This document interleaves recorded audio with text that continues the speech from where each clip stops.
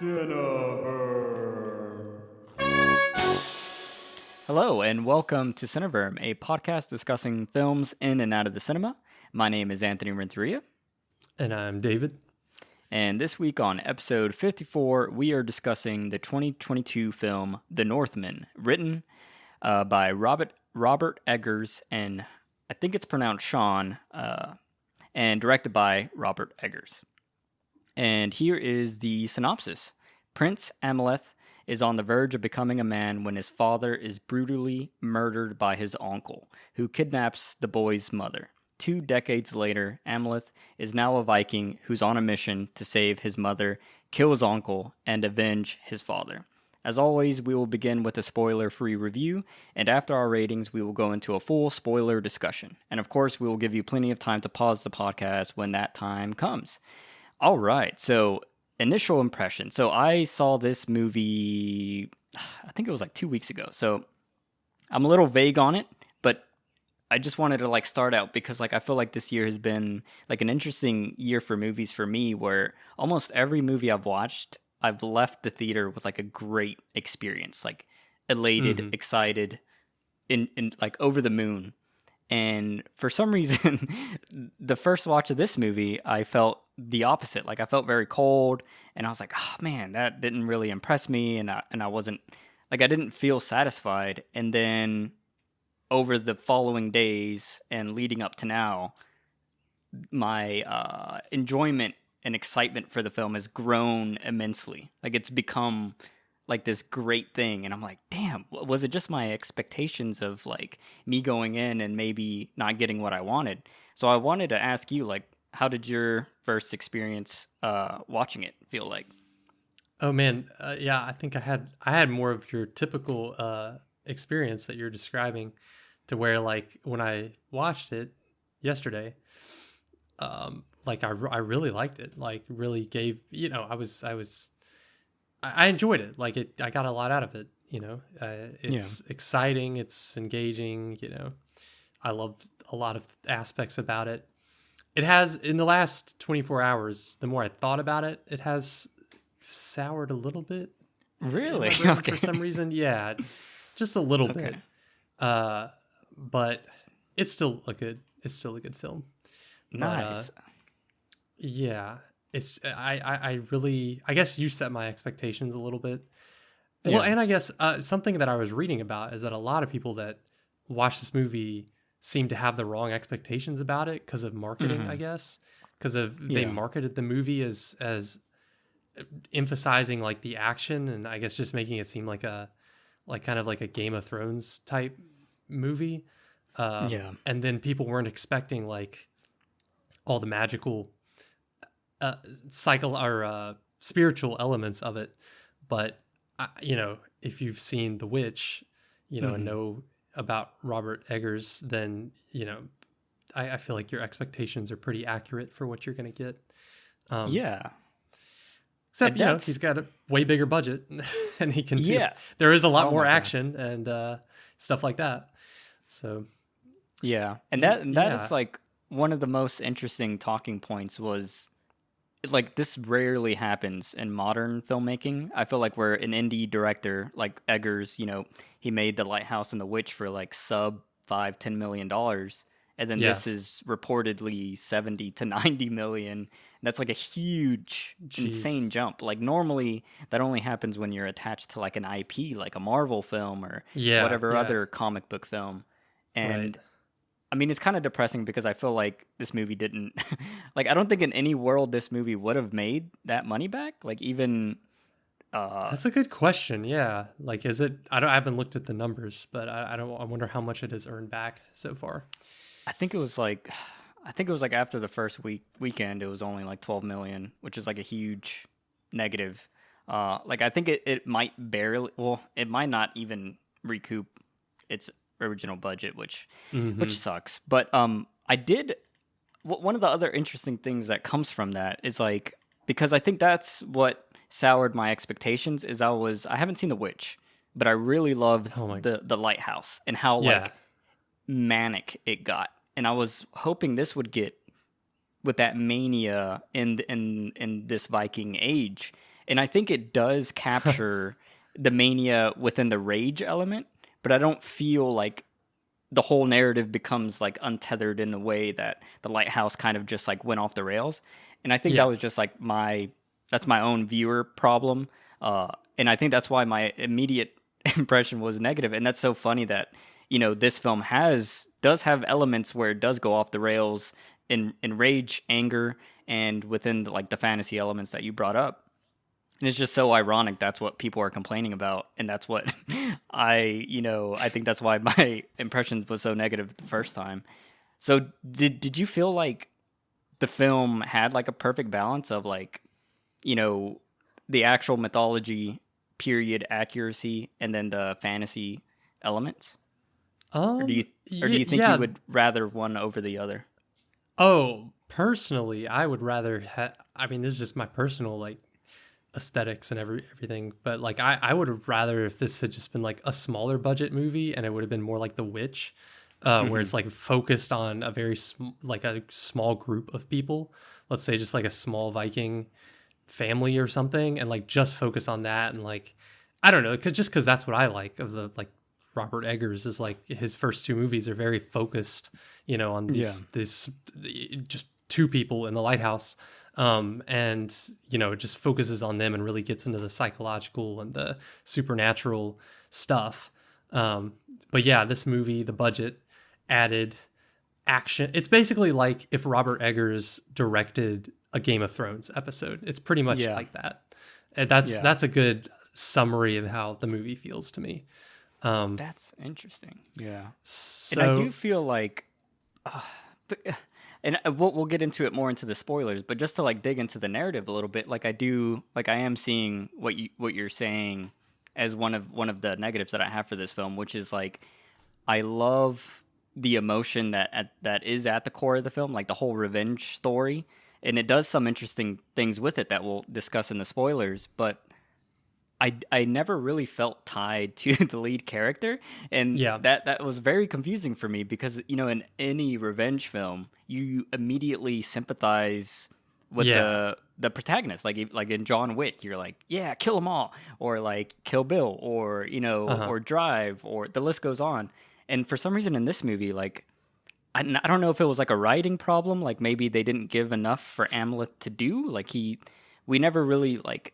It's so weird because there are moments where I feel like we're in his perspective, but then there's moments where I don't feel attached to him at all, and I'm just kind of confused what he's doing or like what his.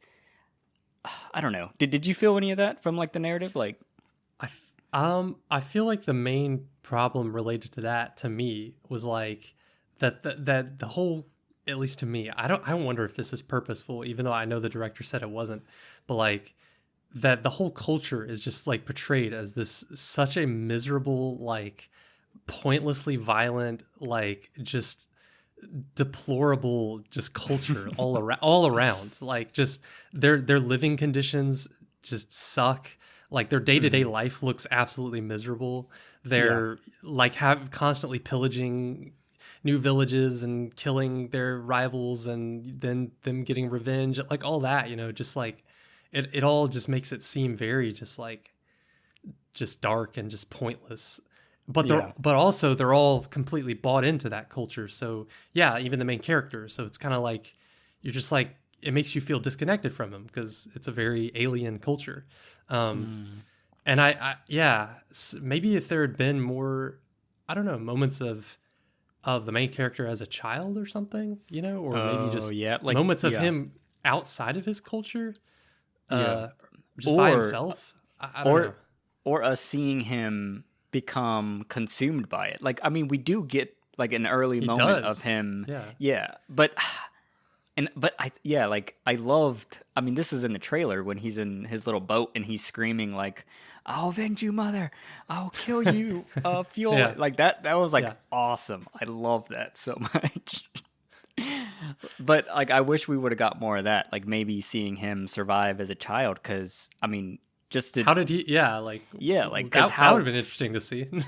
yeah, and I What remember happened after yeah, after that there's moment that we see. there's a YouTube breakdown that Eggers does, And he talks about that scene, and he's like, "This is our Akuna Matata moment." And then I was like, "But like that's awesome," but it's also like we didn't really get to see, like Akuna Matata. That sequence is awesome because you see him age up, and you see him like Oh yeah, yeah. go into that mantra. And I was like, man, if this was your Akuna Matata scene, like we should have seen him chant that while he's murdering people as like a young teen and then like a young adult, and then we arrive to his first raid or whatever. So I think that was a missed opportunity, and that would have just been like a 2-minute montage, but that would have like cemented like, oh, he's become exactly what his predecessors and this culture derives from the men in this society. But I will say, like, this is actually one of the things that has grown in my love for the film, is this like bleak and disgusting world. Like I could feel it in the theater. There was like 5 people at the theater, and I could tell they were all like Game of Thrones fans, or that they had seen like the Viking show on whatever channel that's on, or a service. And like I could feel the room just like dimming in excitement. Like every kill, like there's not many kills in the film, but the kills that are here, and like the death and the violence, it's not like an insane like John Wick kill count, but it is like very brutal, and it's like very unglorified. Like, and I don't know if that's just like Eggers, how he like decided to shoot this film was like very restrained and like pulled back, and it's all like one shots and like a lot of tracking and like just like stabilized shots. So you never really feel like, like handheld gives you that like exciting visceral rush. Everything here was like always just solid, and it made it feel like you're just witnessing a murder. and I just remember the theater, like one of the early kills, people were just like, oh, I don't like this. Like in the Game of Thrones, we would get like a close-up handheld shot and someone screaming, and it's cool. And here you just you're just seeing like this dude just brutally, do whatever to these other people. And I love that. Like I think in that original experience, it was dimming, but now like thinking back, I'm like, God, that is like so awesome, because like, yeah, he's just like killing people, and it's like, it's not right. And then like the one thing that kept popping up in my head, like if I had to write like a tag under the poster, it'd be like the cycle of death. Like this is like the antithesis of the Lion King, which is like, so ironic with this. I think this myth is like kind of the inspiration for Shakespeare's Hamlet, which then, did the Lion King. And I don't know. I just thought that was beautiful. Yeah, I like that he does that he portray. I think that's cool. Like The Witch, he did the same thing where he portrayed like the how he portrayed the kind of like pilgrim sort of era in America, like just in the most like very historically accurate, but only in the negative aspects, like just how that's what he likes to do, is like take historical but then show just, because I'm sure that's the thing. I guess he probably would say that he tried to do this with the Viking culture, like show also the positive aspects of it, but kind of like all the positive aspects that he showed was basically the magic stuff, like their imagination, like so none of it was reality, the positive stuff about their culture. All the reality was just ugly and just just not so now that I think about it, if he just had a scene with the main character going off by himself, even as an adult, like, or talking to the girl, talking to his love interest character about how like maybe his differences with the society that he grew up in, or something like that.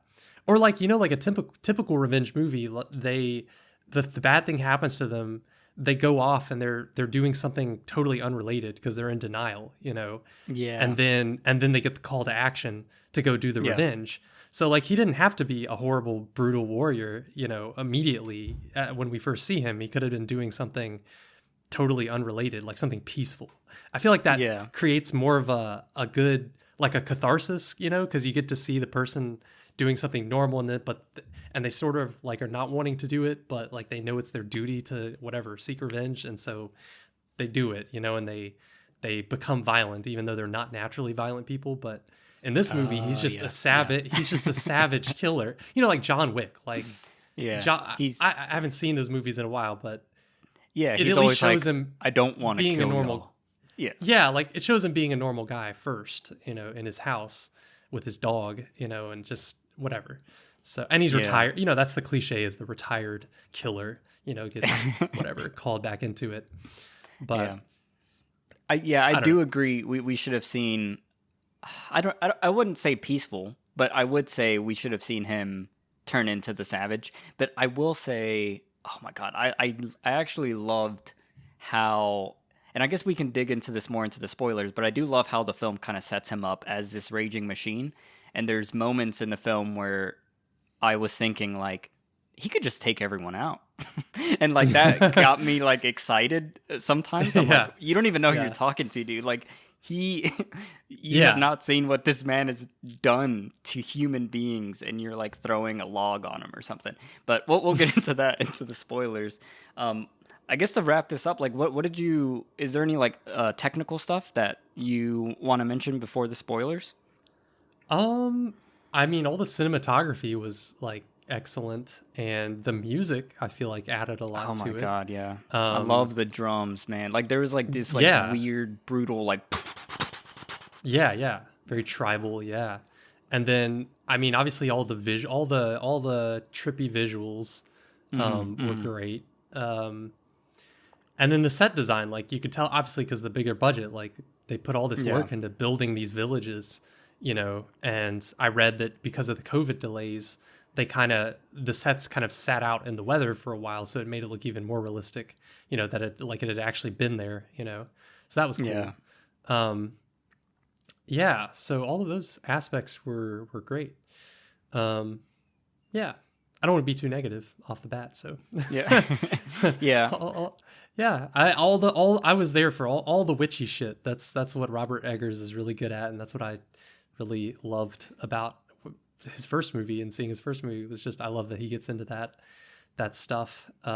Just any scene with a witch in this movie, like I really loved, which was weird. It was like it was a big divide for me. Like it was all the nighttime scenes were great because those were all the witchy stuff going on, and the horror elements to it that obviously he's really good at. And then the daytime scenes were all like either awkward action, like some of the action was kind of awkward, which I guess we could talk about. And then the acting, where it was just two characters talking to each other, was just there was a lot of awkwardness there. I don't know what it was, but I guess we could go into it more. So I don't know. I guess if you're a big Robert Eggers fan, like it's got all that stuff in it, like he hasn't totally, it's not like he totally sold out or whatever with a big budget. It just feels like he had to add a bunch of extra stuff that he's not used to doing, like big action scenes or romance or, stuff like that. So that was the awkward part of the movie, was just him like, stretching his director muscles. I could totally tell there was moments that I was like, this totally feels like a studio note. Like there was constantly like someone reiterating like plot points or characters or like motives, and and I could, and he's like said in interviews and stuff, like a lot of the witch stuff, there was a lot there was a lot of witch stuff, and there was a lot of like Valkyrie sequences that had to be cut and just trimmed. And that's a shame. But he did say in the Blu-ray on the physical release it will come out, because people were like, are you going to do like an Eggers cut? And he's like, no. He's like, I'm just going to do like deleted scenes and they'll all come out. But there's a bunch of that stuff. But one thing I wanted to note on the technical stuff, the nighttime scenes, I don't know what kind of like film stock he used or what processing, but like they felt monochrome. Like it almost felt like black and white, and I just thought that was so beautiful. It was almost like he was like kind of like like giving like a middle finger to the studios, like half of this movie's black and white, y'all don't even know. But it's just the way he shot it. Yeah, he's really good at shooting those. I don't know what it is, but all the nighttime scenes, there was some shots just looked great. Like I don't know, there's one shot where it's some kind of ritual or whatever the warriors are doing, and the guy's standing in front of silhouetted in front of the huge bonfire when he's like with these horns, and it's just like, Yeah, that's what I like. I love all anything like that. It's like all his Wicca kind of influenced sort of ritualistic stuff is really cool. So if you're into that, if that's your aesthetic, then you'll really like this movie. Yeah. All right. So final ratings. So I think my first watch, I think I would have gave this like a 7 or 8 out of 10. But and we'll get into this into the spoilers. But I've really grown to love it. Like just the ideas, the concepts, the themes, the performances. I think I'm gonna go with a 9 out of 10. Like I think it's an amazing work. Yeah, like I'm really into it. Man, it sucks because I'm gonna have to go in the opposite direction. Oh, it's weird. I was like I was gonna say I would say like if you'd asked me yesterday, I would have given this film like a 7 or 8 out of 10. But the more I think about it, I've got to give it like a strong 6, like borderline 7. But it's I don't know. It's either it's still a 6 to me for some reason. It's like it has like extra things that are interesting about it that like puts it a head above most movies, but it has a lot of things that just I don't know, just kind of draw it back from being like something excellent or even something that I would watch again. So I'm like and I think I'm contrasting it with his other movies that I love so much, and I'm like, yeah, it just doesn't reach to it's definitely not as good as The Witch or The Lighthouse. And I feel like ironically it's because he went the studio route and he got more money, but also he didn't have final cut, so it's like it's like none of his fault. But I think I don't know. I think he did say somewhere that it's like this is the only time he wants to ever do a studio film, because he said the editing process was just so brutal for him, and so he said somewhere that it's like a one-off. He thinks it's a one-off thing, that he's gonna do this kind of thing where he works with his studio, and so which I'm very happy to hear that. I'm fine with that, because I think he can do so much with like smaller budgets. But I don't know. Anyway, that's my awesome summary. Man. Well, maybe I can turn you around in the spoiler section. Yeah, who knows? But anyways, that will conclude our review portion of The Northman. So if you don't want to be spoiled, you can pause the podcast now. And while you do that, don't forget to subscribe, leave a review, or comment on what you thought about the film or our takes on it. And you can also follow us on Facebook, Instagram, Twitter, or email us at cineverm@yahoo.com. And then also be sure to check out our snazzy website, cineverm.com, where we have written reviews. And speaking of reviews, you can check out my personal YouTube channel, Lonely Critic, where I sometimes do reviews. But now let's get into the spoilers. I guess one thing I want to immediately jump into, because I wonder, this is like the complaint a lot of people have, is the middle chunk of the film. It's the village, the night blade drinks, the like, oh, we didn't even talk about the title cards. Again, like another movie with title cards. Yep. But becoming a thing. What did you think about like that whole center sequence? Because like everyone's been talking crap, like, oh, the movie just slows down in the middle, and like that's where you lose all the revenge aspect, and then that's what makes the movie bad. And honestly, like that was my favorite watching the movie, was the center moments. And then also now in retrospect, like that's where I'm really like amplifying the film, because it does something that I wasn't expecting. Like the whole idea of someone being so like, and I wish Eggers would have dug into his perspective more, because I think there's so much more possibility from this like lead character who is so like, he's kind of insane. He's like, I've been told by these witches that I'm going to kill this guy in a volcano. Like that's how we that's how we die. This is how, and it's like he's immortal in his brain. And like he does it, like he does so many things that are like contrary to like any logic, because he truly believes he's like fated to do this thing.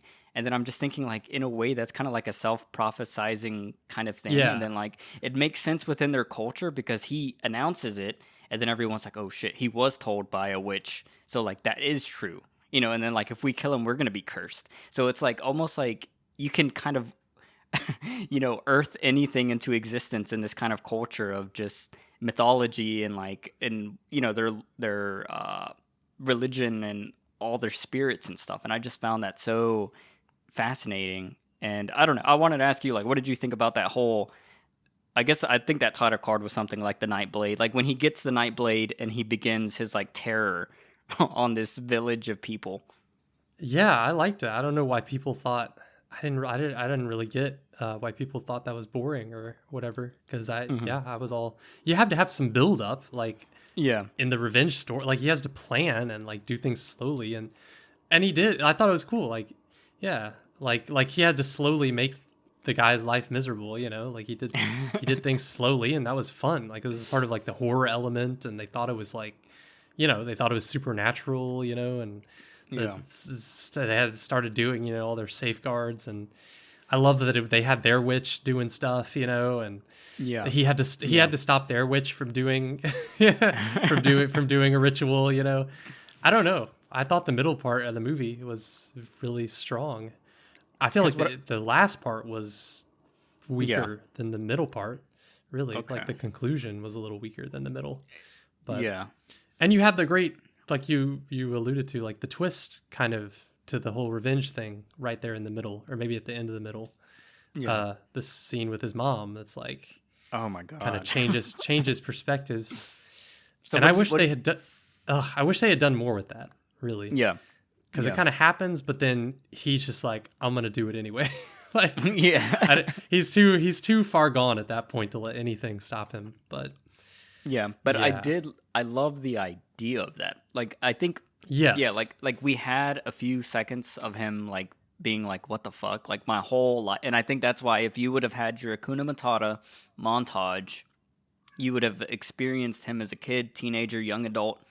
This is his life mantra is kill Fueler, save mother, avenge father. And I wanted that to be almost like the score of the film, like just that dialogue is just at every moment is just repeated over and over and over again.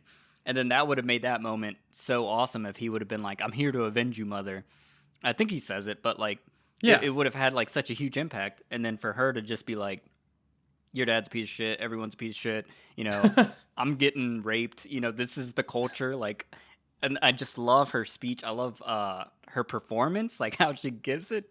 It made like the whole theater feel awkward. I felt gross. And then she's like keeps leaning in on him. And I'm like, I swear to God, if she kisses him, I'm gonna fucking. And then she does it, and I'm like, wow, like that's, I love that part of the film. Like that, honestly, what I just thought of was like, imagine if he would have kind of cut out like the first 30 minutes of the film and then maybe like change the ending to where everything just took place in this village. I feel like you could have got this film down to like a $30-40 million budget and it just be this Viking infiltrating a village to avenge his father. Like it could have been like super small scale, kind of like how you were saying that I haven't seen The Witch, but I assume it's just like a small village. So I mean, you could have done the same thing, and I think it would have been even more impactful because you could have had more days to shoot, had more resources, and then more time with the performers. Because I feel like I love Skarsgard in this, like the way he becomes an animal. Like I was gonna ask you about that burning ritual. Like, how did you think he did?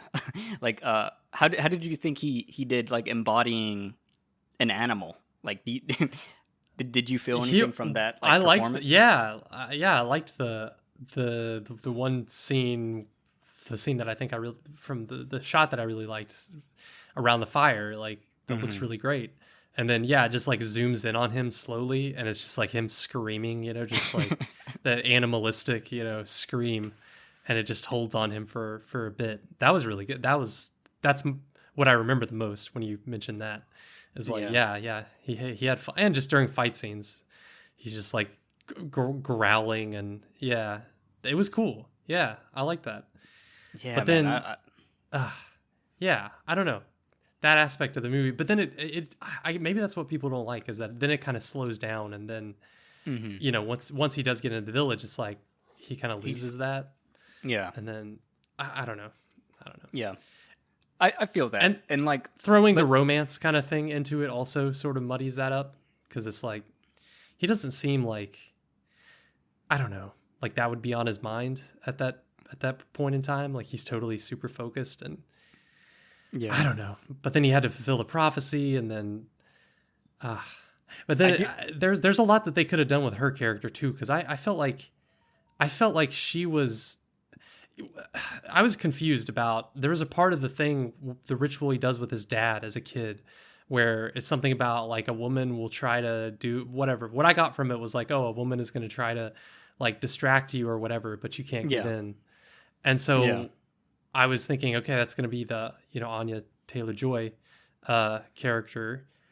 But then it's kind of not. I mean, he fulfills the prophecy through her by having a child who is going to become the queen or whatever.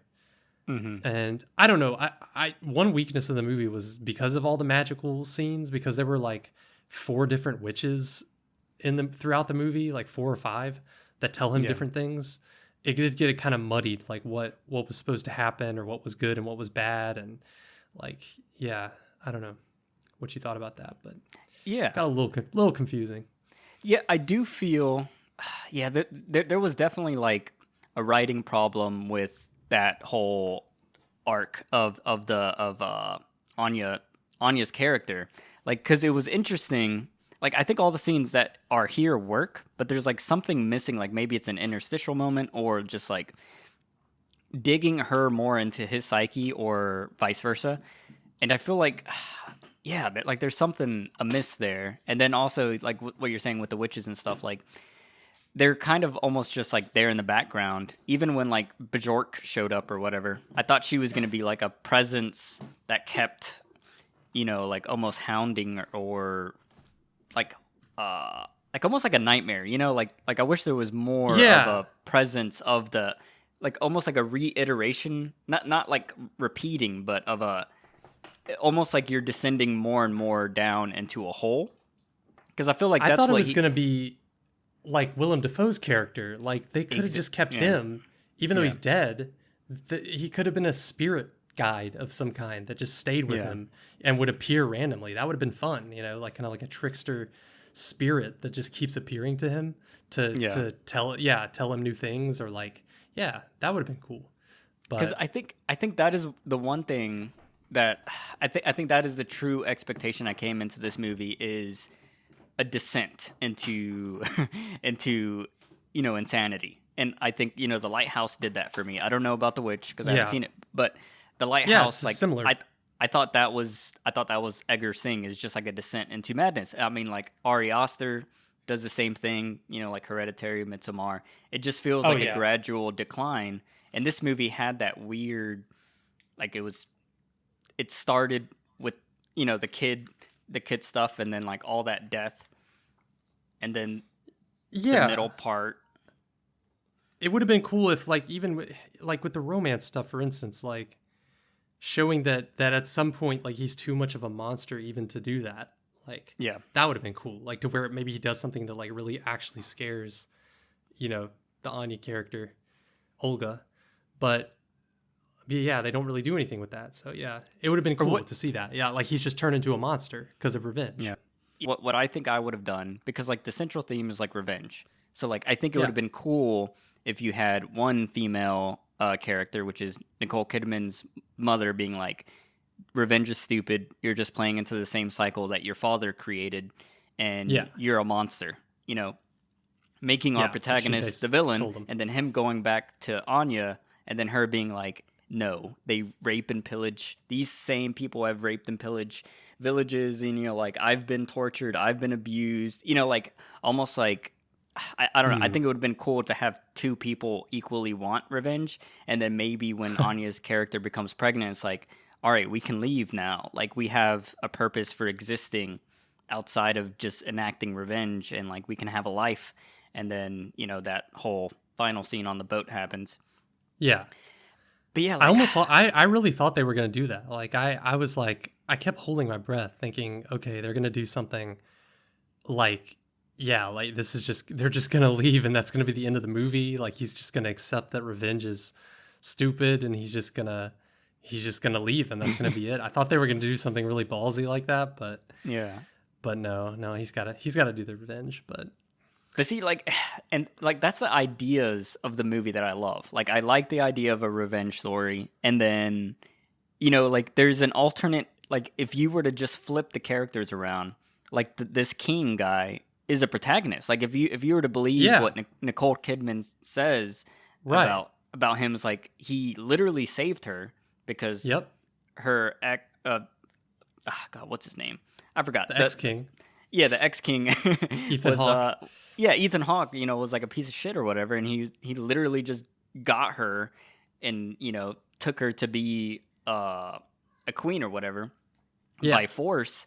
And and like you see, like he kind of does care about the villagers a little bit, and like, like all that is just like a cool reversal of thinking, and it's like, oh, we're seeing like the bad person this whole time.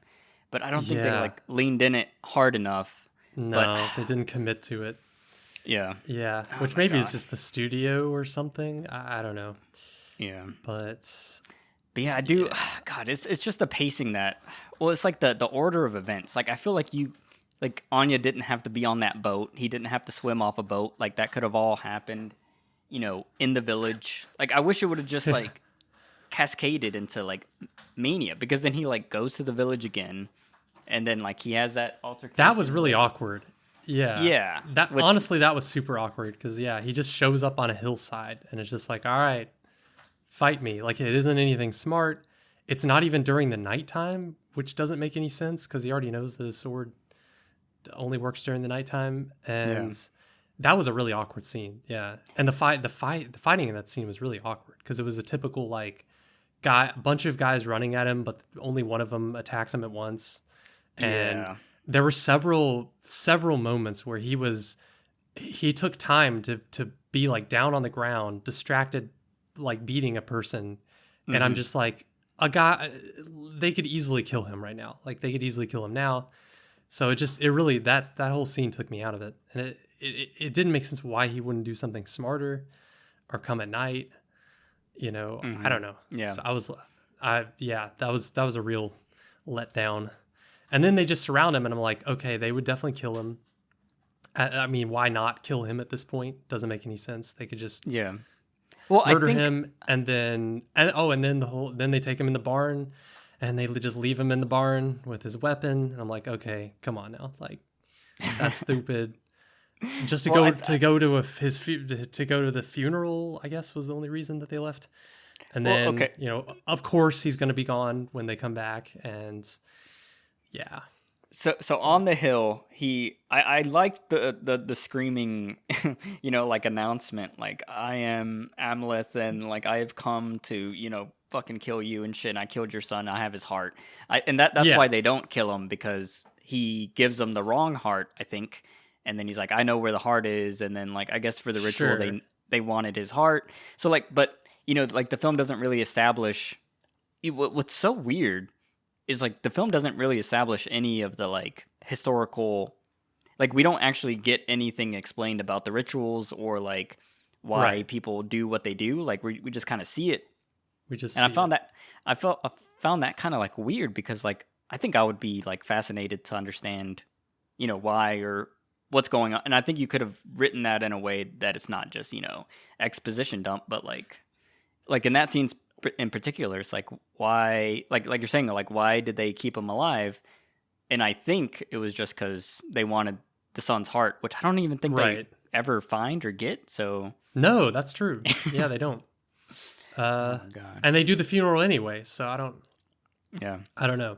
But yeah, it is on that note. Yeah, it does seem like that's why it just makes me think it's weird. He's never said it, but it just makes me think that he picks Robert Eggers picks historical periods or cultures that he really despises secretly and thinks are just horrible and barbaric, and then he likes to portray those and just portray how stupid and barbaric they are. And but then he pretends that he's just like I'm just showing like a neutral. I just wanted to show like this culture, and there's some beautiful things about it, but I don't know, like it's things like that where you're just I don't know.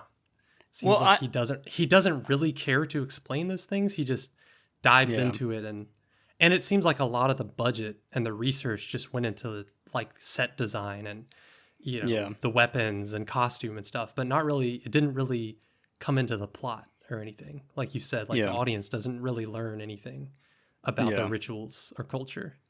So that was Yeah. a bit of a weak spot.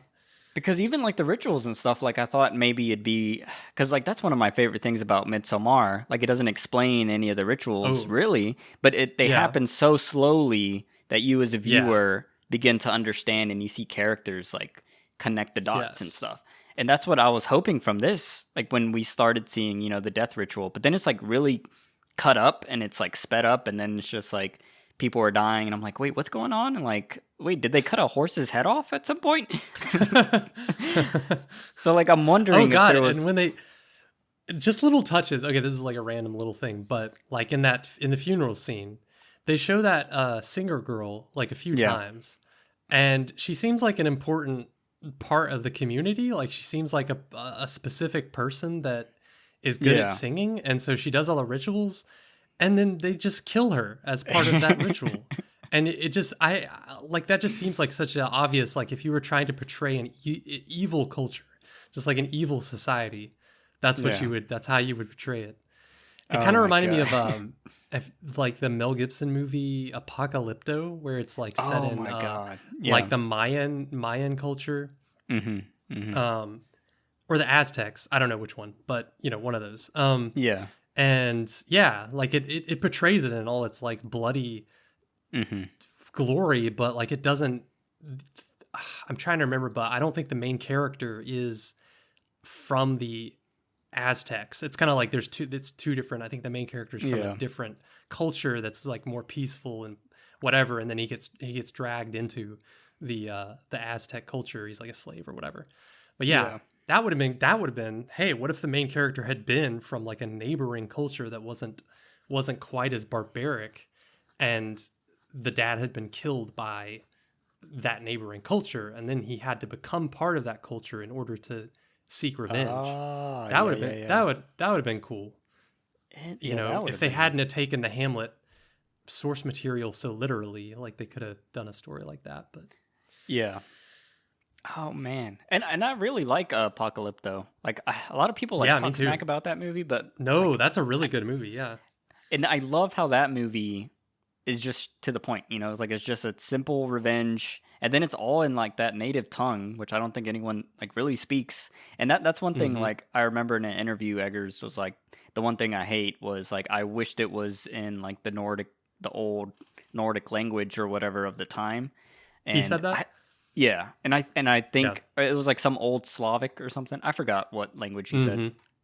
But I was like, man, that would have made the movie so much better because there's That something was about like a foreign yeah, tongue that makes like a performance different, and I think it would have brought yeah, out more acting from people. Because oh my god, so that's like another thing that I was extremely disappointed in, which is the yeah. Lighthouse. I love how weird the dialogue is, like how they Hmm. speak.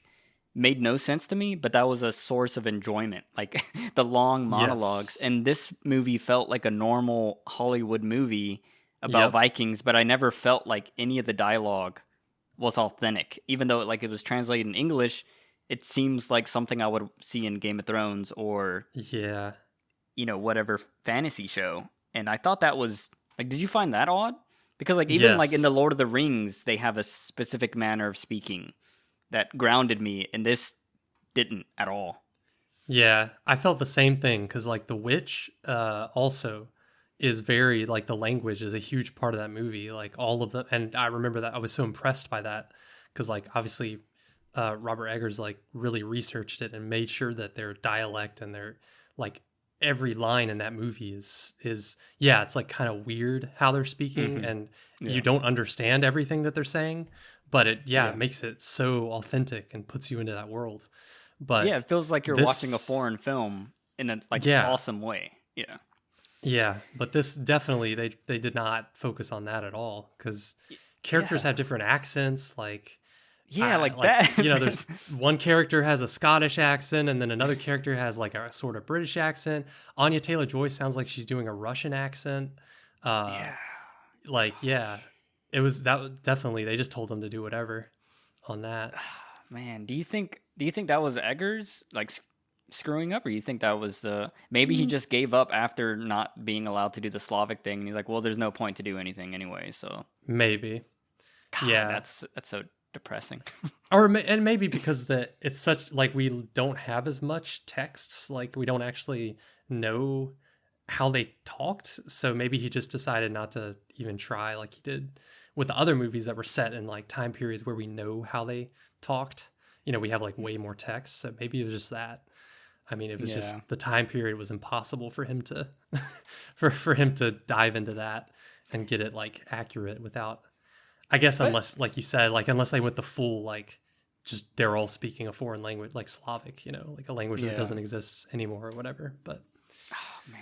But I guess probably the studio was like, nah, yeah. let's not go that direction. Yeah. Oh man. So I guess one thing I want to talk about. What did you think? Like we kind of brought him up. What did you think about like the short Willem Dafoe appearance?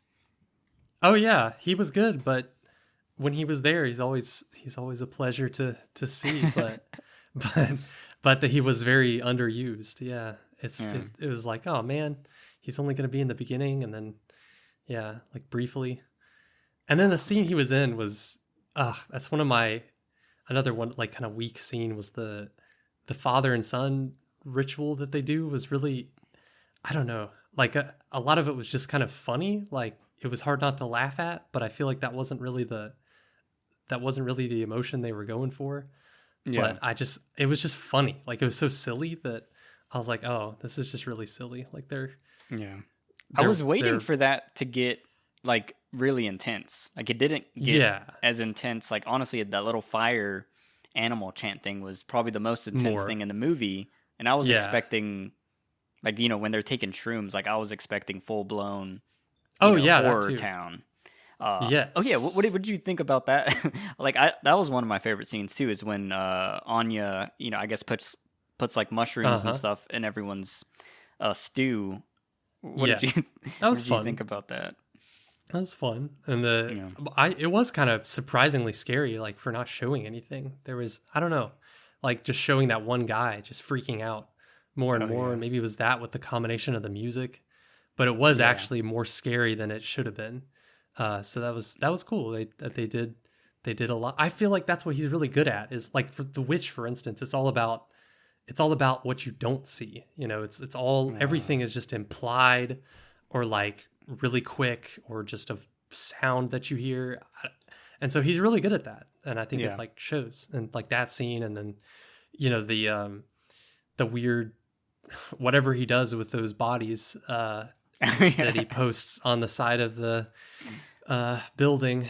Yeah, like it doesn't even show it for that long, but it's very really creepy and all of that's like could be pretty low budget because it's not even showing it for very long or like the yeah. the Gosh, other rituals that they did where or what he does to their witch strings the guy up and whatever disembowels him or whatever. That was really cool. yeah. God, uh, see, like I could have had a whole movie of him being, like a Jason Voorhees in this yeah, village yeah, just stalking and like slaughtering them all. And like I was hoping like they would all start turning on each other and like losing their minds. I mean, we kind of get yeah, some of it with the yeah, king and the prince, like we should just kill them all. And like I wanted them to get to that point where like everyone's dying. And that's like the one part that kind of like it's weird because like early on in the film Skarsgard character, we see like a whole barn of children just being burned alive, yeah, and he doesn't yeah. do anything, and he does not No, he's care. just part And I of was it. like, Yeah. yeah, and I was like, whoa, okay. And then like when we get to this village, there was like a moment where they were gonna sacrifice a girl, and I was like, well, obviously he's not gonna care. He Hmm. didn't care about 50 children being burned in a barn. But then like Right. he suddenly like replaces her with some other lady, and I thought Uh that huh. was like a weird contradiction of this person. Like all of a sudden he is this like I'm gonna save all the slaves, but I Yeah. was like, what, when did that, like, was it just him? Like we never get a moment of him connecting with any of the slaves besides Anya. So I was like, I thought it would Yep. be cool if he only cares about Anya, and then Anya's like, you're letting the other slaves die, you need to like speed this revenge up.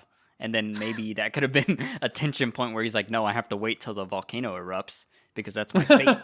Like that's what I was hoping. Yeah. Like the volcano would always be like rumbling or bump, like you could kind of like, it was almost like a timer that we were all aware of. Ticking time. Yeah. Because as soon as they said that, I was like, oh, this is going to be awesome. And then they just like go up there together. Like I thought that was a very lackluster kind of thing. Meeting up there. Yeah, and I guess we'll get to that. What did you think about that final lava fight? Wait, there was something. Oh man. Oh, do you want to go ahead and talk about the final fight? Yeah. No. There was something that you said that made me think of something, but I've forgotten. Was it the Anya stuff? Maybe like just moving around, like the how the story was to where, like the building him up to becoming a monster, which he is. Yeah, they could have put the Anya stuff with the baby and showing that she's pregnant, like before, not doing the whole boat thing, because that was pretty silly. Just him jumping off the boat and swimming away was kind of silly. And and then, so that would all be distance. Earlier. It would all be earlier, and then he just commits to it and just basically lets Anya run away, and he stays at the village, and just goes complete monster, and doesn't care. Because then also the other time that he shows mercy, the other times that's kind of weird, is the boy, the youngest son, which I guess the reason is just because he connects with him because it reminds him of him as a child, and that's what I was thinking. I mean, it was very Batman. Yes, just like those scenes. That's true. Oh man, but then I love that football scene though, or whatever sport that they were playing. Yeah, it was all right. It was I don't know. That was one of those scenes that was kind of like awkward. Some of the action was awkward when he was fighting with the fat guy. Like at the very end, there was something that it reminded me of like old Star Trek, like that scene that everyone makes fun of where Captain Kirk is fighting an alien that looks like a lizard, and like he's just swinging his arm really slowly and he's like ducking under it.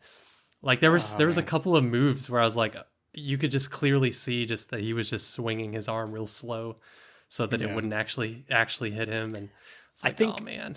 I think that was because, I get what you're saying with that, because I did feel that with that initial raid it felt too timed. And I think Eggers, like, I love that he does one shots, but I think he almost does them to a detriment, because like you can't have huge action in a one shot. Like I know, especially if like this is your first 70 mil, like honestly, if it was like, I feel like a lot of his budget was probably wasted on one shots, because you're having to do that over and over again, time it, schedule it, plan it. Like he's even talked about like he had to make the villages fit a certain way. Like that initial raid, he had to like move buildings, which probably cost a lot of money. Like buildings that are already built, he had to move them because the camera was on a crane. And honestly, I think it would have been better just to do mini one shots, like have an action be a one shot, then cut to another, or you could stitch them, like, I don't know. I don't. Yeah.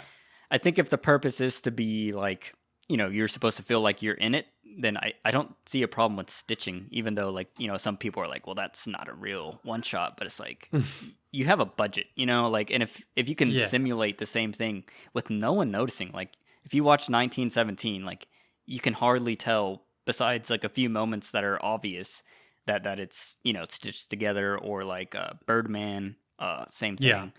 It was almost like he got a little too overambitious with that. It's funny because like I watched some behind the scenes video, and like almost everyone mentioned that at some point. The whole, like all the actors were like really surprised by it. Like they had to shoot the same thing over and over again, to get the right shot. And, there was no like coverage. There's no, I don't know. And then in the editing, I think it seemed like from what, like little things he was saying, like it caused problems. Cause then if the studio, they only have that one shot. And then if the studio wanted to change in the movie, it's like challenging because they only had that one shot of that scene or sequence. And it's like, I don't know. Yeah. I don't see the harm in, it's a little just too much.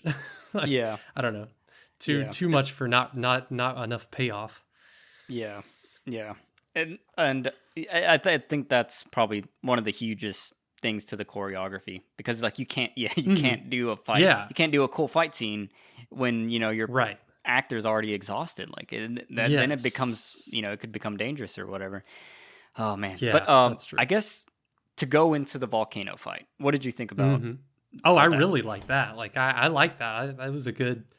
Like I left the movie that was a satisfying uh climax, and it looked really good. Like I kept waiting for the special effects to look weird. Like I was really like, because I was enjoying it, but I guess my brain was trying to find something to, I don't know, because I was looking real close at parts of the scene, like, okay, this is gonna look weird because this is obviously just like a green screen or whatever, and or like these, ash and spark effects are gonna look weird at some point, but it all looked really impressive.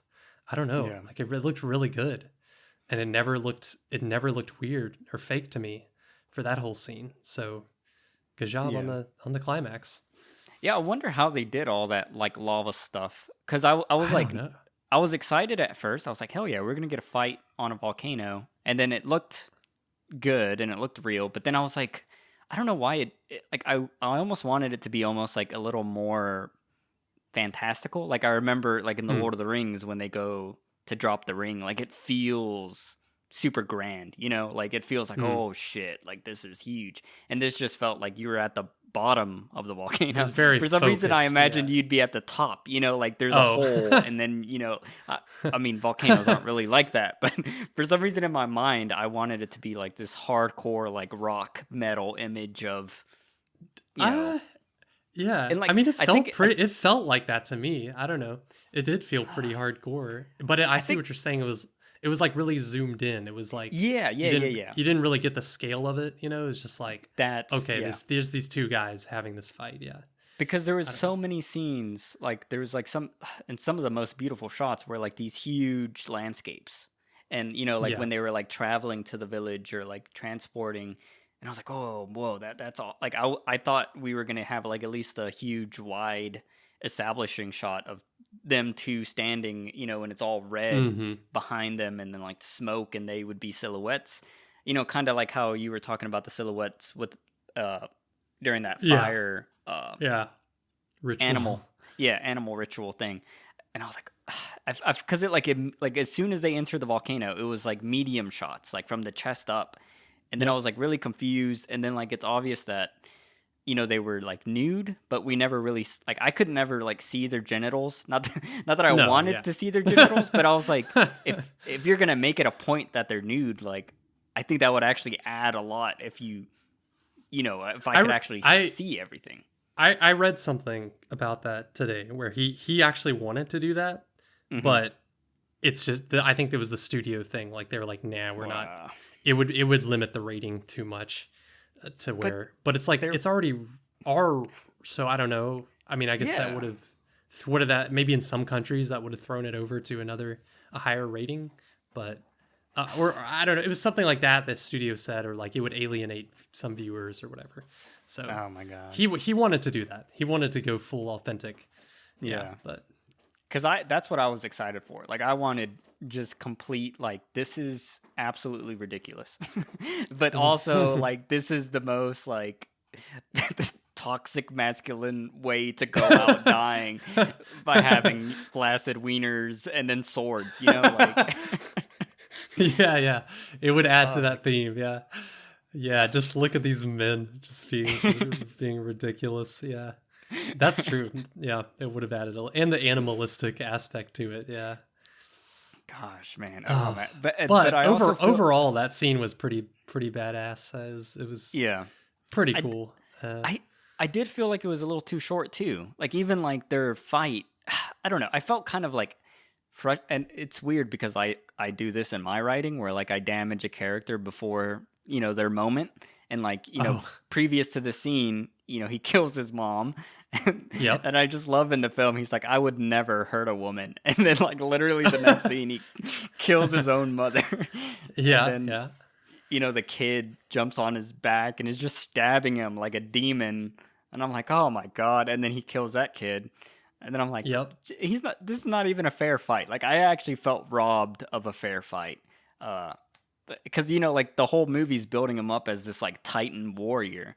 I honestly wanted them to like beat the shit out of each other like hand to hand. Like I was actually kind of Oh, disappointed that it was only a sword fight. Like I almost wanted them to like put their swords down, yeah. beat the shit out of each other, Yeah. and then pick up their swords for like the final. I Ooh, don't know. that would have been good. Yeah, that would have added to the feeling of like, wow, look how far they've how far they've They've gone for descended. Yeah, this stupid feud. Yeah, and just that would have added a lot to it. You could have because done anything. Like a sword, one of the swords falls into lava, and then the other guy drops his sword, and yeah, that would have yeah, been cool. gosh, because But did you ever watch the last duel? no, Okay. not yet. Well, I mean, you've seen Gladiator, but like how the fight scenes feel in Gladiator. Like it feels like I think that's one thing. Like I wish Eggers was like, and I guess this ties in with your choreography, but like when it deals with the Mhm. sword battles, like it doesn't feel like as brutal as I think it should. And I think Ridley Scott is like the master of this time. Well, not this time period, but like Yeah, sword fights because it just feels gotcha. absolutely insane. And like I don't know, I think my expectations for the ending were like soured because the last God, already forgot the last duel had such a hugely satisfying ending battle that I was like, Oh, okay. wow, like this is like a 15-minute sword fight that is like Yeah, like it has stages and it's evolving and there's like tension and then there's like, oh, this person's gonna die. He's like, oh wait, no, this person's gonna die. And actually this person's dead. And you're like, holy shit, I didn't like it. Kind of reminds me of like that Troy fight scene with like Brad Pitt and I uh think it's huh. Orlando Bloom. Like I was wanting that, but I don't know. I was kind of I disappointed, wonder if but it was sort of on purpose, like just I mean to kind of go with the theme of like how the pointlessness of revenge. I mean, yeah, yeah, it's yeah, yeah, supposed to be. I mean, I guess it's supposed to be sort of anticlimactic. yeah. Like I don't know, but they could have But done more to enhance that yeah, feeling. but I did love one thing I super super loved is like the bulging veins and muscles. Like there was like that one close up Yeah. when his arm is like sliced, and I'm like, oh, well, Oh he's yeah. dead now. And then he's just like screaming, and then oh man, Yeah. that was like such a Yeah. cool shot, and just all the red around him, Oh beautiful yeah. like cinematography and performance. Like I think he nails the rage, but yeah, all the other stuff, I feel like I don't know. Like I was actually kind of like confused because I feel like one thing that I was associating Eggers with is like extracting weird, intense performances, and like I guess Mm. we got the anger out of Skarsgård, but like there's like layers of intensity that I think he's missing, like with the emotion and like all like Yeah, and non-anger like emotions. Yeah, or yeah, what about just like grief over yeah, like like spending his whole life on this mission and like I don't know, like shed some tears sometimes or I don't know. Yeah, he could have shown like multiple emotions because it yeah, was yeah. And then and none I of the other characters except Nicole Kidman has that one good scene yeah, in there where she really got to do something. But none of yeah, the other characters really do. I mean, Anya Taylor-Joy has the one scene on the boat where she's like screaming whatever and she's stuff. doing, casting a spell or something. Yeah, But and like I mean, what was that about? that's I don't know. Yeah, I didn't get that either. I didn't Like I get thought that. she Like was she was turning the basically boat just around, or what was she doing? That's a good question. She was like saying she was saying like she wanted to help the boat. I don't know. It was like a white magic spell she was casting to help them get to oh, their shore. And it was like a prayer basically. It seemed like, but then oh, she seemed kind of angry. So I don't know. I don't I know what that think was. what she was doing was she was praying for the boat to move faster, like get away. Okay. Like even if he survives, I want the boat to be so far that he would drown in Yeah. the ocean before, Yeah. She was because mad he's at him, but yeah. yeah. See, and I think yeah, you would have tied that in way better if throughout his night escapades of murdering people, she's like, "All right, can you like speed this up because my friends are dying now?" And then he'd be like, "No, this is the way it's supposed to be. This is fate." And then like, yeah, maybe like how you were saying also, like how about we find out she's pregnant like, because I mean, I guess it would be Before. obvious, like, she's gonna be pregnant after they have sex that first night, like, unless like the Viking culture knew of like pulling out or something. I don't know. Yeah, no, yeah, and I'm sure that man is pretty virile or whatever the word is. Yeah, yeah, I don't have any doubt that he would make that happen the first try. Oh my god. But yeah, Ugh. it would have helped to move that stuff around and really have it build up, like you're saying, like really have it where even her she just leaves because he's too much. Yeah. Yeah, And then it's that too would have much been of a a good monster. twist to the revenge. Is like she hates him. Like he's a piece of shit. Like even the one person who liked him for a little bit in the narrative is like, no, he's a fucking demon. Yeah, yeah. Oh, He's man. completely alienated everyone. Yeah. And then just to show it that they do try, like that one I mean, after he kills the mom and the son and the guy comes in and they have the quiet moment of him just like getting to really soak that in what he just did. They have that Yeah. moment to where you're supposed to feel like, okay, this is kind of pathetic, but then they still, he has to finish it. So they should have really like, yeah, like he's almost like at that point, it's just like he's forced to finish it because he's been this far, but he realizes how pointless it is at that point. See, I wanted him to like express that, Yeah, It's like, yeah. well, now, like shed some tears. Like have the guy leave. Maybe like the guy left. Like the guy, he drags his wife and son away, and then just have him like just break down for once. I don't know. Like show some sadness and grief and confusion and like, yeah, some vulnerability. Yeah, and especially like anger towards his mom for ruining that one core pillar. It's like I was supposed to avenge you or save you, and now I can't. And then like that would have been cool. Like him, like fuck, this is not going as planned, and now I have to wait for this volcano. Yeah, and making him the villain. Yeah, it is like because it is like at that point he is because like you said earlier, I don't know what his character's name is, but The king? What would you call him? The new king, yeah. Yeah. Like he seems, it's weird because they picked a guy who has a really just nice face to me. He just seems he seems like a really nice person just based on his face. And also just throughout the movie, like he doesn't really do anything bad. Especially like when his son is like this douchebag prince. Yeah. Like what you imagine the king would be, the prince is, and then the king is always like, stop being an idiot. Yeah. He just seems like a nice dude. He seems level-headed, and so they could have played that up more. Like, whoa. Like, you're the villain now. Oh maybe I don't know what they would have done, but I mean, maybe like the last shot of the movie is implying that he gets to go to. I mean, I don't know how their mythology works completely, which they didn't. Valhalla. But do they have a version of hell? Because it would have been funny if they would have kind of like implied or had some kind of like little hint at the end that maybe he didn't get to go to Valhalla. well, that's from my very ignorant understanding is like you have to die in battle to go to Valhalla. Like, I don't think it matters what you do. It's just you have to die fighting someone. And I think that would have been a cool. That's something else that could have been explored when he's like let's say he had his outbursts that we're fantasizing about with Anya, and he's like, well, if I don't die in battle, I don't go to heaven. And then she could be like, why are you a fucking idiot? It's like, I have to die to go to heaven in battle.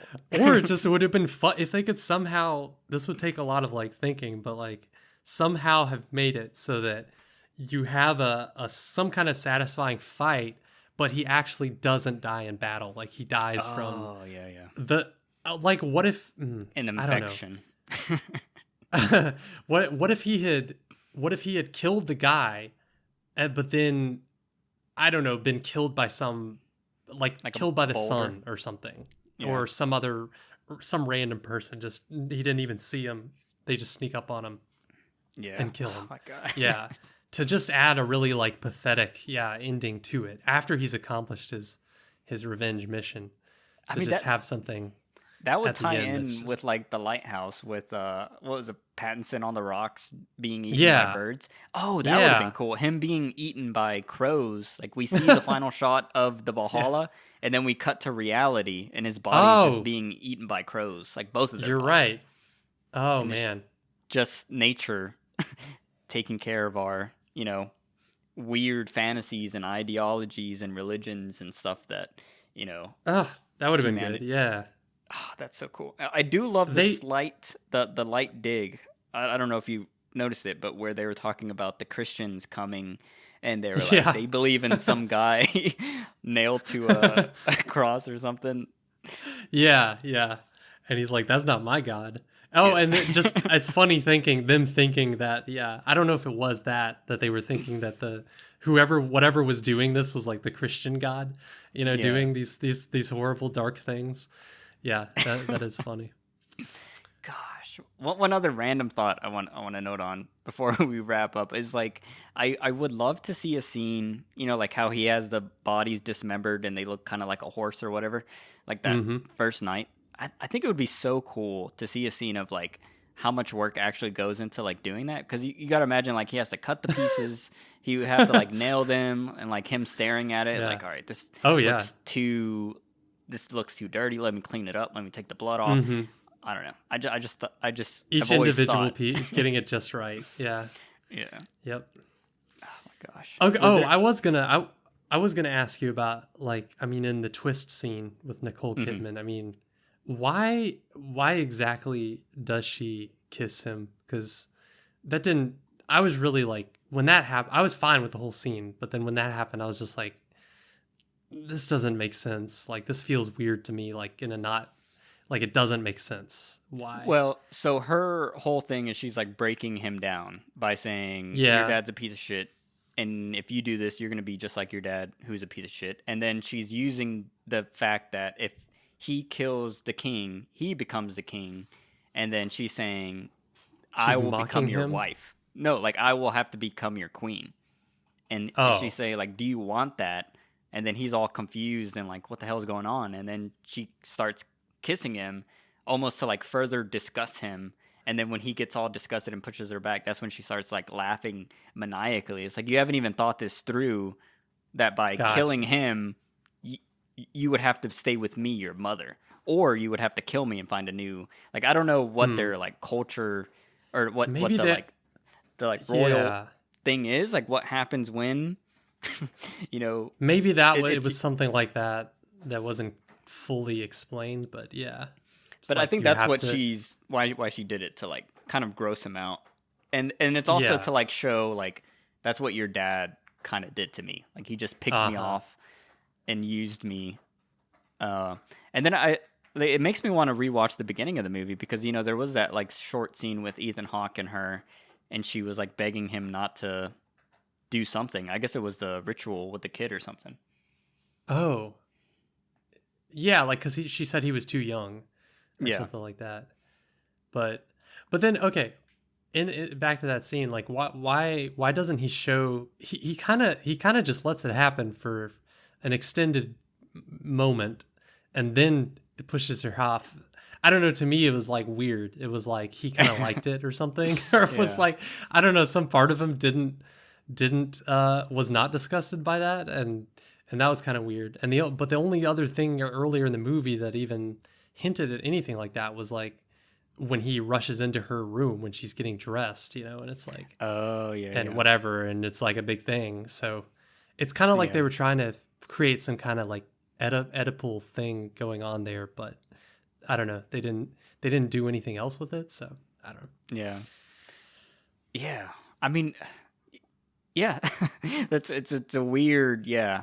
Now that It's a you're mentioning weird. it, like, yeah, there was that like second delay of him just Yeah, there was definitely was. It was, if you watch it again, it's like that oh my he kind of gosh. just lets it happen for a few seconds It and makes me then backs wonder away. if he's like a virgin, because it's almost like hinted at Oh yeah, when he's with Anya. He's like, I've never, cared about women or whatever. It makes me think like, true. what if he's like a virgin this whole time? and then That's this is true. just. That could be. And is that factored into it somehow. Can you imagine Still, how pissed you would be? It's like, damn, my first kiss was my mom, and then I yeah. had to kill her. Then I killed her. Yep. Oh my Oh god. man. So, but I love how Nicole Kidman just like you could tell she just had a blast that day. Like she just went full freaking mania. Like that's what Yeah. I wanted from every character. It's just like full just psychopath, and at least one person got to do it. Mm-hmm. Yeah, she Like, did. That scene was the scene stealer of the movie for sure. oh my Yeah. gosh. I guess one But final thing that we haven't touched on is the Nightblade. Like, what did you think about when he got the sword and then there was that oh like yeah, fantasy element? I kind of wish I liked it, but then then he shows the reality. You know, he does that thing where then he Yeah. shows that it was just all in his head, imagined. So that kind of took away from it. For me, I was actually fine with it being real, like with that happening, because I don't know, in this world it seemed like other magical things were happening, but he was still doing the thing where like everything magical was all in their heads. So Yeah. then it would have been nice, like you said, like if maybe near at the end of the movie he would have done something similar like that to show like, yeah, this is just like all of Yeah. this whole thing was kind of pathetic, Yeah, you to know. keep the theme. And then like he didn't do it with the crows. Like when he's tied up, the crows come and protect True. the rope, and then but it's like what Yep. actually happened because it obviously couldn't have been crows. Like I assumed Anya Right. came back because they kind of hint that Anya came back and like saved him. So I assumed it was Anya who, cut the cords or Yeah. something. So Yeah. that was a That's weird true. choice to leave that reality versus fantasy when every other scenario we don't see like even when he sees the witch, she's there, and we don't replay the scene of him imagining her. We just it continues Yeah. on. Yeah. Yeah, so that was a little, but I liked the whole The that was actual the fight. best Yeah. from what I remember. I mean, besides the ending volcano and then that fight, even though that was basically just one shot, it looked good. Like I didn't think about it during that Yeah. fight scene. So I I mean, loved that how was pretty good it, scene. it kind of reminded me of like a video game, like a video game boss, like they have Yeah. their like moves. It kind of like Zelda or yeah, like where the enemy has like this move set that they're repeating. Like the way he Right. swung was like very like timed, Uh-huh. and I thought that was really cool because he like kind of Yeah, like learned what to do, and then with like the moonlight, like getting him in there, that was awesome. yep, that was like the trick, you know. You got to do that. You got to maneuver him in there. Yeah. Man. And And the I mean, sword yeah. looked fucking amazing. Like what a Oh sexy yeah. sword. Oh, Yes. one other thing I forgot to mention is like the sound. Like I don't know if you noticed this, the sound effect of him unsheathing the sword was beautiful. Like I don't know, maybe it was Oh, my theater or something, but it was not just a normal unsheathing. Like it almost sounded like they layered unsheathing noises on top of each other and then like blew ooh. them out because it like echoed like as he was pulling out, and then like as it was out, you could still hear the like scraping of like metal, and I thought that was Ooh. really cool. Yeah. And I just imagine that was his internal mind, like this blade is like invincible or whatever. Yeah. I only noticed like the sound effects. There were a few times they definitely went crazy with the sword sound effects. It was in a good way. Like it was Yeah. like the wonderful scenes of like, well, I think it was when he kills his mom and does the sword through, like you just hear all these like tiny little sounds of the Yeah. sword being inside her, you know, like moving, and then when she slides off, you get to hear the entire sound of it, you know, sliding off, and it's really nice. But that's the only time that it came to mind for some Yeah. reason. I was like, oh man, they really put in those sound effects. So Yeah. you can hear every movement, you hear it. You know, it's like, oof, God. It was like Yeah. haunting. One last thing. The guy with the nose cut off. I thought that was beautifully done. Oh yeah. I love the prosthetic. Like he looked so. Oh, I don't know. It grossed me out, but then it was like funny, and then also like cool to have that. Yeah. Be No, from that the was cool. beginning all the way to the end. Yeah, and get And his then- like revenge. That was a good Yeah. setup and payoff. Yep. Oh my gosh. All right, well, I last thing. Like, See, sometimes you talk about like film versus digital and whether you notice it or not.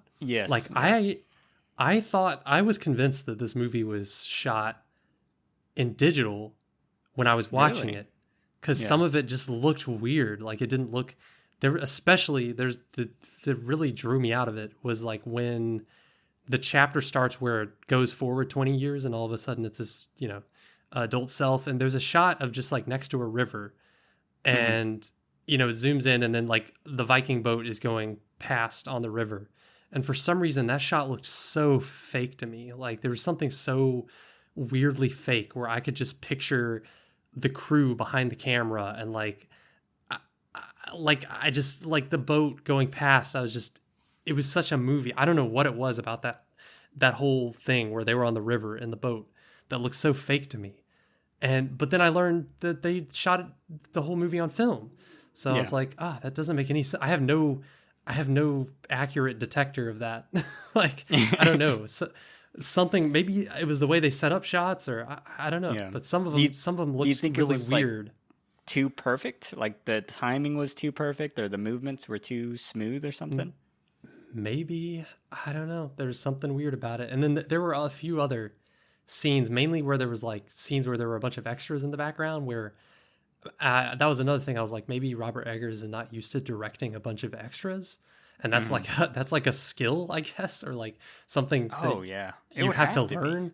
Yeah. Yeah, it's like you have to learn to pay attention to that stuff. And well, also probably the one shot thing made that harder, if they can't just whatever. But yeah, there were just moments where like the extras, the way they were acting, like I was just like, these are just like, yeah, actors. I don't know. These are just like random people that they got to be extras, and it wasn't, I don't know, there was something just not believable about it, but it drew Yeah. me out. But it's Yeah. yeah. It's just I weird that I thought I could have sworn it was digital, but then I learned that it was actually film. yeah. I think he shot in like I don't want to get this wrong, but I think it was like 35 mil, which that's like I don't really get why anyone shoots on it. Like the I think the perfect film aesthetic is like 16 millimeter, and then if you're going 65 like IMAX, because then it just looks unreal and clean. Uh, like Yeah, uh, First Man when you get on the moon, it like blows up and it's like extremely detailed to like an insane level. And then 16 millimeter I think is beautiful because it's so grungy and dirty and like mm-hmm. so Gives it that grainy that it grainy look. makes it feels like the aesthetic. But like 35, you wouldn't know because it's like it looks kind of like digital, and like if you remove all the coloring that film gives you, or if you Mm. print it a certain way, then you don't get the film look. So like I've always wondered, like a lot of Mm. Christopher Nolan movies, like I don't think they're really that beautiful, like cinematography or lighting or coloring or anything like that, and they're shot on film. And I honestly think like a lot of his films don't look that great, especially like Hmm. his early work.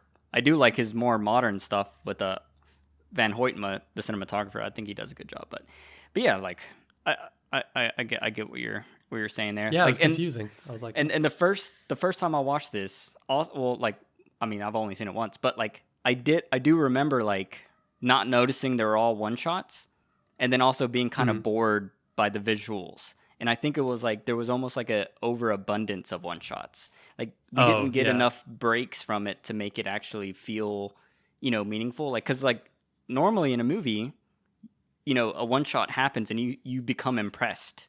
You're like, holy shit, right. like this Because is you notice it.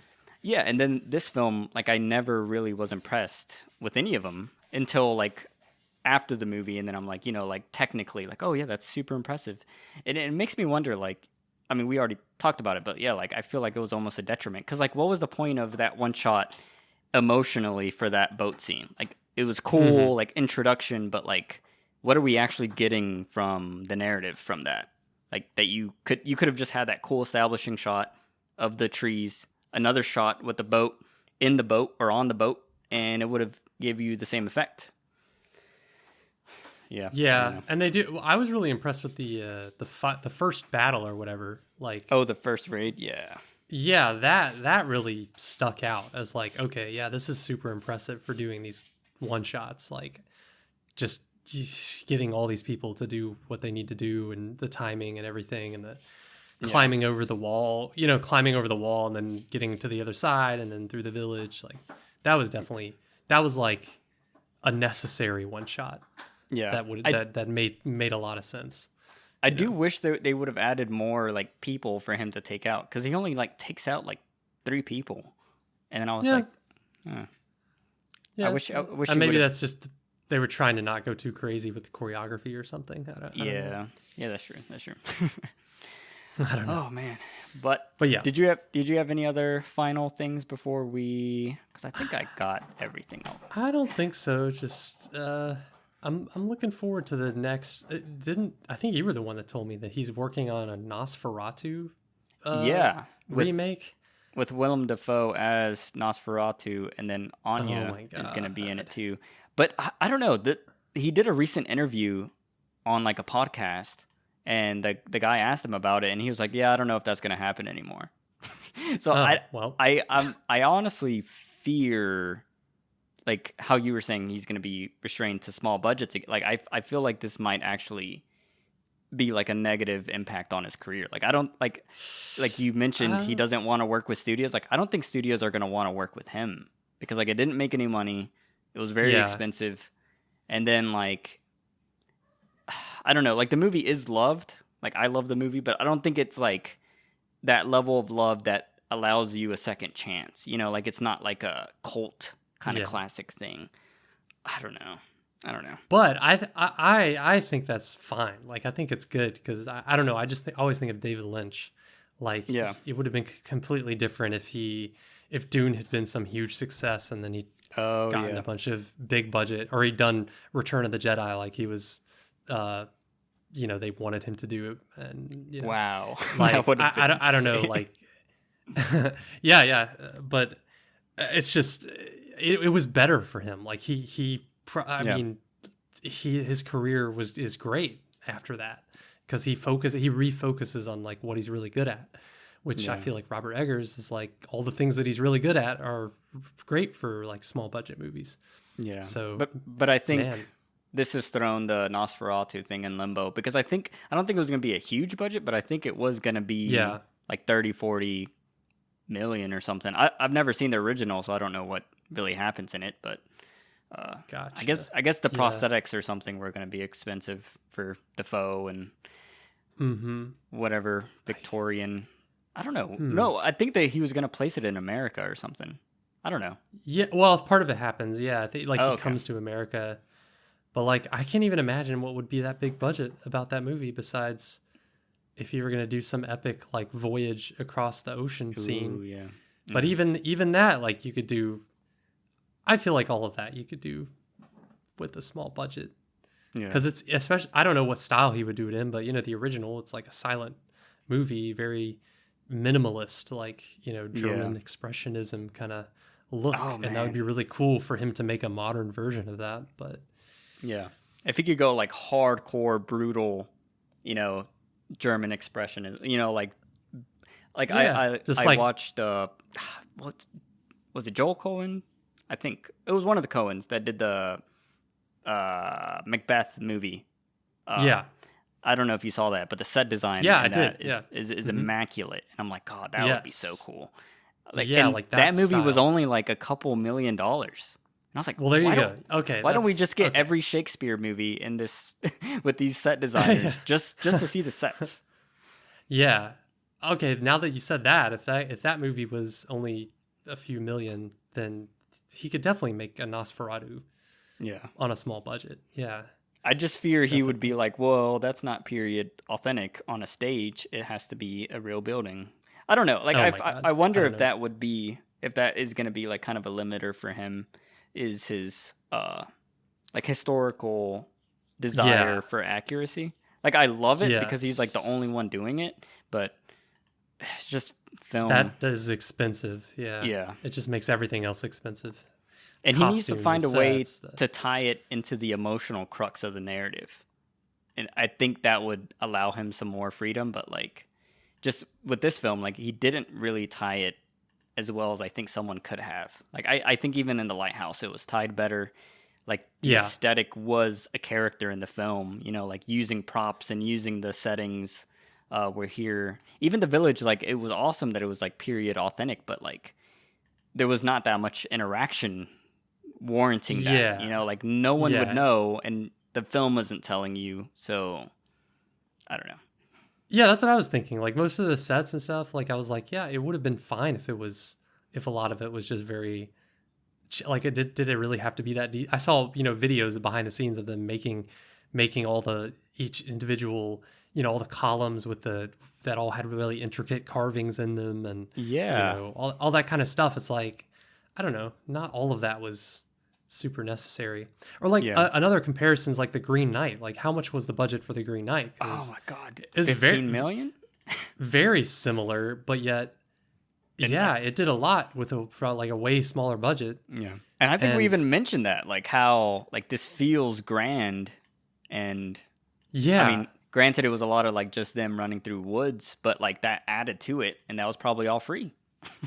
Yeah, exactly. So, yeah. And the character in the Green Knight, it's like that character had, I thought about that contrasting it with this one. It's like I was way more invested in that character, you know, and like what was going on with him throughout that, like how he's changing and whatever. Yep. But yeah. Oh my goodness. I don't know. I look forward to all future Robert Eggers projects for sure. One last question: is this canon? Nah. Yeah. I mean, gosh, I feel like it would, because like there's not that many Viking movies, but I think Viking canon, like of that Viking canon, I think it would, because there's so few. All right. I'll give you that. It's Viking canon. If there's any Viking fans like who want an authentic historical representation of this culture and society, I think this is the real deal. Yeah. I'll give you that. It's Viking canon, official. Thank you all for listening to this episode of Cineverm. We would be grateful and humbled if you could leave us a review with your thoughts or comments on Apple Podcasts or Good Pods, or if you could share us with your friends or family, as that really helps in our journey to spread the love of cinema. And we'll see you next time. See ya.